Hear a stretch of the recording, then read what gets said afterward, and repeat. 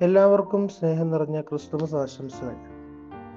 ഇരുട്ട് നിറഞ്ഞ ലോകത്തിലേക്ക് പ്രത്യാശയുടെയും രക്ഷയുടെയും ദൈവമായി ഉണ്ണിയേശു പിറന്ന ഈ പുണ്യദിനത്തിൽ നമ്മുടെ ഹൃദയങ്ങളെ സ്പർശിക്കുന്ന ഒരു സന്ദേശത്തിനായി നമുക്ക് ഏറ്റവും ചെറിയ പ്രവചന ഗ്രന്ഥമായ ഉപദ്യ പ്രവചനത്തിലേക്ക് തിരിയാം. ഉപദ്യാവിന്റെ സന്ദേശം ഇപ്രകാരമാകുന്നു: ഏദോമിന്റെ അഹങ്കാരവും ക്രിസ്തുവിന്റെ വിനയവും. ഉപദ്യ പ്രവാചകന്റെ പുസ്തകം പ്രധാനമായും ഏദോമിനെ കുറിച്ചാണ് സംസാരിക്കുന്നത്. യാക്കോബിന്റെ സഹോദരനായ ഏശാവിന്റെ പിൻഗാമികൾ ഏദോം തങ്ങളുടെ ദുർഗങ്ങളെയും ഉയർന്ന സ്ഥാനങ്ങളെയും പറ്റി അഹങ്കരിച്ചു. ആര് നമ്മെ നിലത്ത് തള്ളിയിടും എന്ന് അവർ ധൈര്യത്തോട് ചോദിച്ചു. ഉപദ്യ പ്രവാചകന്റെ പുസ്തകം 1:3. എന്നാൽ ദൈവത്തിന്റെ മറുപടി ഇതായിരുന്നു: നക്ഷത്രങ്ങൾക്കിടയിൽ നീ കൂട് ഉണ്ടാക്കിയാലും അവിടെ നിന്ന് ഞാൻ നിന്നെ താഴെ ഇറക്കും. അഹങ്കാരത്തെ ദൈവം വെറുക്കുന്നു. ഉയർച്ചയുടെ ഗർവിൽ ജീവിക്കുന്ന ഏത് ശക്തിയും ഒടുവിൽ വീണുപോകും.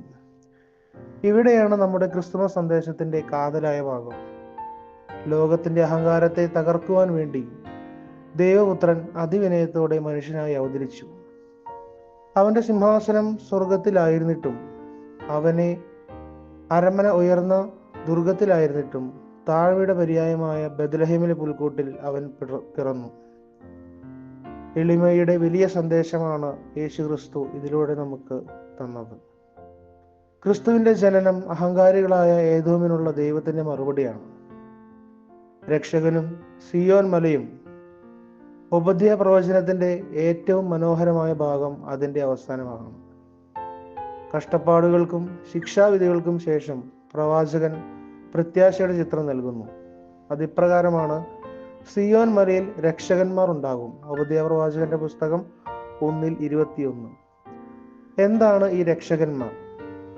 ഇത് രക്ഷകനായ ക്രിസ്തുവിന്റെ വരവിനെ മുൻകൂട്ടി കാണിക്കുന്നു.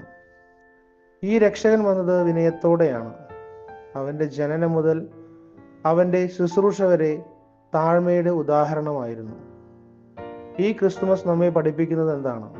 യഥാർത്ഥ രക്ഷയും ഉയർച്ചയും വരുന്നത് അഹങ്കാരത്തിൽ നിന്നല്ല, വിനയത്തിൽ നിന്നാണ് എന്നതാണ്. ഉയരങ്ങളെ വിട്ട് നമുക്ക് വേണ്ടി ഇറങ്ങി വന്ന ആ വിനയ രൂപമാണ് യേശു ക്രിസ്തു. നമ്മെ രക്ഷിക്കാൻ അവൻ സിയോൻ മലയിൽ നിന്ന് മാത്രമല്ല, സ്വർഗത്തിൽ നിന്ന് തന്നെ ഇറങ്ങി വന്നു നമ്മുടെ രക്ഷകനായി തീർന്നു. ക്രിസ്തുമസ് നമ്മുടെ ജീവിതത്തിൽ, അതുകൊണ്ട് ഈ ക്രിസ്മസ് ദിനത്തിൽ നമ്മുടെ ഉള്ളിലെ ഏദോമിന്റെ അഹങ്കാരം ഇല്ലാതാകട്ടെ.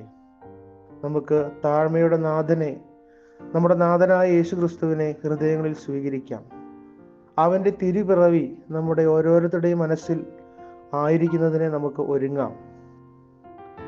ഉപദ്യ പ്രവചനം രക്ഷകന്മാർ വരും എന്ന് പ്രഖ്യാപിച്ചു. ആ രക്ഷകൻ വന്നു എന്ന് പ്രഖ്യാപിക്കുന്നു. വിനയത്തോടെ ജീവിക്കുവാനും താഴ്മയുള്ളവരുമായി ഐക്യപ്പെടുവാനും ഈ ക്രിസ്തുമസ് നമ്മെ പ്രചോദിപ്പിക്കട്ടെ. പ്രത്യേകമായി ലോകത്തിലെ എല്ലാ സ്ഥലങ്ങളിലും നമ്മുടെ രക്ഷകനായ യേശു ക്രിസ്തുവിൻ്റെ തിരുപ്പിറവി വളരെ സന്തോഷത്തോടു കൂടി ജനം മുഴുവനും ആഘോഷിക്കുകയാണ്. നാമും ആ തിരുപ്പിറവിയെ നമ്മുടെ ഓരോരുത്തരുടെയും മനസ്സിൽ സ്വീകരിക്കുവാനായി ഒരുങ്ങുകയും പ്രാർത്ഥനയോടെ അവൻ്റെ തിരുജനത്തെ നമുക്ക് സ്വീകരിക്കുകയും ചെയ്യാം.